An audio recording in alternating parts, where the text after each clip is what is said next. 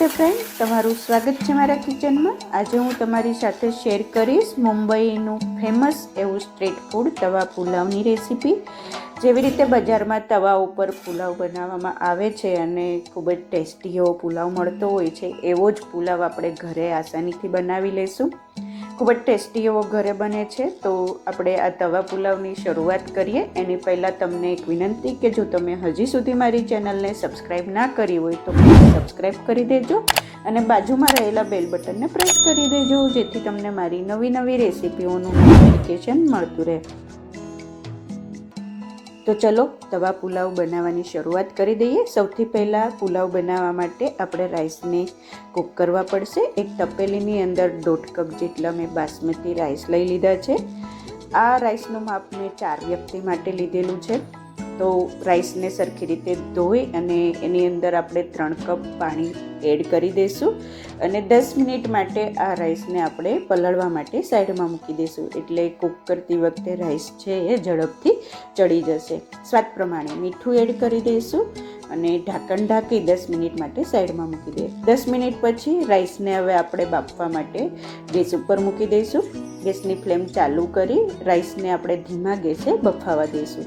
હવે આપણે બીજી પ્રિપરેશન કરી લઈએ। તો એક બાજુ મેં બીજી તપેલીની અંદર અડધી તપેલી જેટલું પાણી ગરમ કરવા મૂકી દીધું હતું। આની અંદર આપણે વેજીટેબલ્સ છે એ થોડાક બોઇલ કરવાના છે। તો મેં મીડિયમ સાઇઝના બટેટા, 1 ગાજર અને 1 કપ જેટલા વટાણા લઈ લીધા છે। સૌથી પહેલાં આપણે બટેટા અને ગાજરને બાફવા માટે મૂકી દઈશું। આવી રીતે ખુલ્લી તપેલીની અંદર જ બાફવાના છે, આપણે વધુ પડતા બફાઈ ન જાય એનું ધ્યાન રાખવાનું છે। 90% આપણે આ બટેટા અને ગાજરને કૂક કરવાના છે।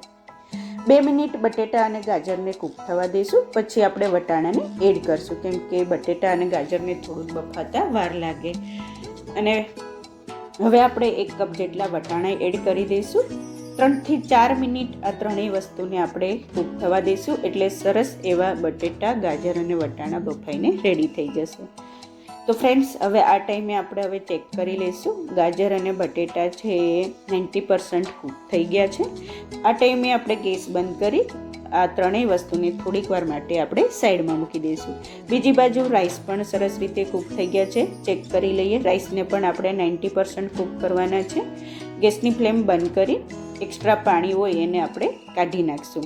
હવે તવા પુલાવ છે મોસ્ટલી તવા ઉપર બનતો હોય છે, પણ તમારી પાસે જો તવો ના હોય તો તમે પેનની અંદર બનાવી શકો છો। 3 સ્પૂન જેટલું તેલ એડ કરી તેલને સરસ રીતે ગરમ થવા દઈશું। તેલ ગરમ થઈ જાય એટલે અડધી ચમચી જીરું એડ કરી દઈશું। જીરું સતળાઈ જાય એટલે મેં એક મીડિયમ સાઇઝની અનિયનને આવી રીતે લાંબી પટ્ટીઓમાં કટ કરી લીધી છે, એડ કરી દઈશું। ગેસની ફ્લેમ હાઈ રાખી 1 મિનિટ માટે ડુંગળીને આપણે સતળાવા દઈશું અને ડુંગળીનો કલર છે લાઇટ ગોલ્ડન બ્રાઉન કલર થઈ જાય ત્યાં સુધી આપણે એને કૂક કરશું। તો ફ્રેન્ડ્સ, 1 મિનિટ પછી ડુંગળી સરસ રીતે સતળાઈ ગઈ છે। હવે એની અંદર 1 ચમચી જેટલી આપણે લસણની પેસ્ટ એડ કરી દઈશું અને અડધા ઇંચ આદુના ટુકડાને આવી રીતે છીણી એને એડ કરી દઈશું। ફરીથી લસણ અને આદુને મિક્સ કરી દઈશું અને 1 મિનિટ આ ત્રણેય વસ્તુને આપણે સતળાવા દઈશું। મિનિટ પછી આ ત્રણેય વસ્તુ સરસ રીતે કૂક થઈ ગઈ છે। હવે એની અંદર એક મોટી સાઈઝનું કેપ્સિકમ લીધું છે, આવી રીતે ચોરસ કટ કરી લીધા છે, એડ કરી દઈશું। અડધા કપ જેટલી લાંબી સમારેલી કેબેજને એડ કરી દઈશું। સરસ રીતે કોબી અને કેપ્સિકમ્સ કૂક થઈ જાય એના માટે મિક્સ કરી દઈશું અને 1 મિનિટ માટે આ બંને વસ્તુને આપણે કૂક થવા દઈશું। વધુ પડતા સોફ્ટ ના થઈ જાય વેજીટેબલ્સ એનું ધ્યાન રાખશું। હવે 1 મિનિટ પછી કેપ્સિકમ થોડાક એવા સોફ્ટ થઈ ગયા છે। એની અંદર હવે 2 મોટી સાઈઝના ટમેટાને આવી રીતે કટ કરી એડ કરી દઈશું। ટમેટા જલ્દીથી ચડી જાય એના માટે સ્વાદ પ્રમાણે મીઠું એડ કરી દઈશું અને પુલાવમાં સરસ એવો કલર આવે એના માટે અડધી ચમચી મેં અહીંયા બીટરૂટ પાવડર એડ કર્યો છે। તો ફ્રેન્ડ્સ, આનાથી પુલાવનો કલર એકદમ પરફેક્ટ એવો આવશે। બધા જ ઇન્ગ્રીડિયન્ટ્સને સરખી રીતે મિક્સ કરી દઈશું અને ટમેટા ચડી જાય ત્યાં સુધી આપણે એને મિક્સ કરીશું। તો ફ્રેન્ડ્સ, જો તમે હવે જોઈ શકો છો કે ટમેટા સરસ એવા સોફ્ટ ચડીને રેડી થઈ ગયા છે। બીટરૂટ પાવડરથી ટમેટા અને આપણા શાકભાજીનો કલર છે એ કેટલો સરસ આવી ગયો છે। હવે 2 ચમચી આપણે પાઉંભાજી મસાલો એડ કરી દઈશું, ચમચી ધાણા જીરું પાવડર એડ કરશું અને 1 ચમચી જેટલું આપણે લાલ મરચું પાવડર એડ કરશું. તો ફ્રેન્ડ્સ, હવે બધા જ મસાલાને ફરીથી ગ્રેવી સાથે મિક્સ કરી દઈશું અને 1 જ મિનિટ માટે આપણે એને ચડવા દઈશું.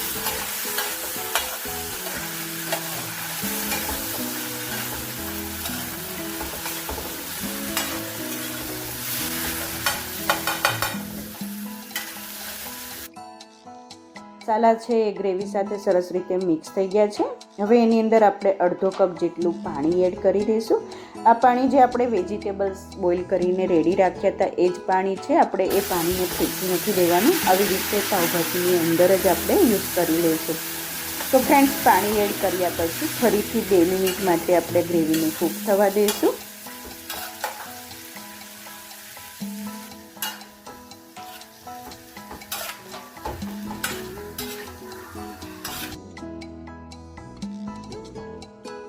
ફ્રેન્ડ્સ, પુલાવ માટે સરસ એવી ગ્રેવી કૂક થઈ ગઈ છે. હવે જે આપણે બાફીને વેજીટેબલ્સ રેડી કરીને રાખ્યા હતા એ એડ કરી દઈશું. હળવા હાથે મિક્સ કરી દઈશું જેથી બટેટા અને ગાજર છે એ છૂંદો ના થઈ જાય.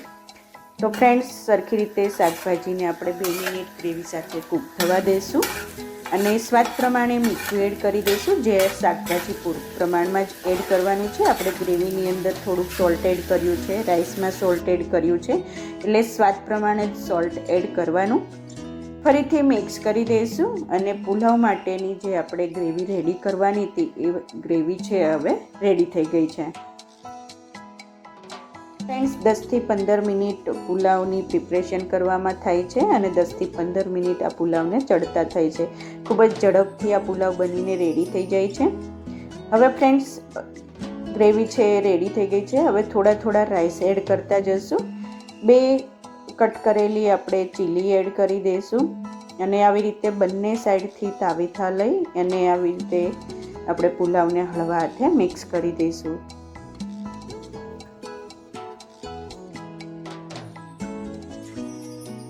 તો ફ્રેન્ડ્સ, સરસ મજાનો પુલાવ બનીને રેડી થઈ ગયો છે. એકદમ બજારમાં મળે સ્ટ્રીટ ફૂડ સ્ટાઇલ તવા પુલાવ છે એ એકલા જ ખાવાની મજા આવતી હોય છે. બીજી સાથે કોઈ વસ્તુની જરૂર પડતી નથી. હવે છેલ્લે આપણે અડધા લીંબુનો રસ નીચવી દઈશું. 2 ચમચી જેટલી ઝીણી સમારેલી કોથમીર એડ કરી દઈશું અને ફરીથી લેમનને આપણે મિક્સ કરી અને સરસ રીતે આપણે મિક્સ કરી દઈશું. તો ફ્રેન્ડ્સ, એકદમ બજાર જેવી સ્મોકી ફ્લેવર લાવવા માટે છેલ્લે આપણે એક પ્રોસેસ કરવાની છે. એનાથી આ પુલાવ છે એકદમ બજાર જેવો લાગશે. ફ્રેન્ડ, અત્યારથી જ સરસ એવી સુગંધ આવી રહી છે. ખૂબ જ ખાવાનું મન થઈ જાય એવો પુલાવ બનીને રેડી થઈ ગયો છે. હવે બજાર જેવી ફ્લેવર લાવવા માટે વચ્ચે આવી રીતે ખાડો કરી દઈશું. 1 ચમચી જેટલું બટર કે તેલ એડ કરી દઈશું. તેલ કે બટર સરસ રીતે ગરમ થઈ જાય એટલે અડધા ચમચી જેટલો પાઉંભાજી મસાલો એડ કરશું. સરસ રીતે મિક્સ કરી દઈશું. એનાથી સરસ મજાની એક સ્મોકી એવી ફ્લેવર આવશે. રાઈસ જોડે બટરને મિક્સ કરી દઈશું. તમે પાઉંભાજીની મસાલાની સાથે સાથે અડધી ચમચી જેટલું લાલ મરચું પાવડર એડ કરવું હોય તો પણ કરી શકો છો.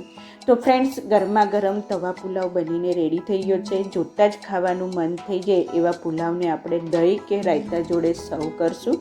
એક પ્લેટની અંદર દહીં એડ કરી ઉપર કોથમીર અને મરચું પાવડરથી ગાર્નિશ કરી દે. તો ફ્રેન્ડ્સ, આ સ્ટ્રીટ સ્ટાઇલ તવા પુલાવની રેસીપી કેવી લાગી મને ચોક્કસથી જણાવજો અને જો તમને આ મારી રેસીપી પસંદ આવી હોય તો પ્લીઝ લાઇક કરજો, તમારા ફ્રેન્ડ્સ અને ફેમિલી સાથે શેર કરજો અને સબસ્ક્રાઈબ કરી બાજુમાં રહેલા બેલ બટનને પ્રેસ કરી દેજો જેથી તમને મારી નવી રેસીપીઓનું નોટિફિકેશન મળતું રહે. Thank you for watching. ફરીથી મળીએ એક નવી રેસીપી સાથે. ત્યાં સુધી બાય.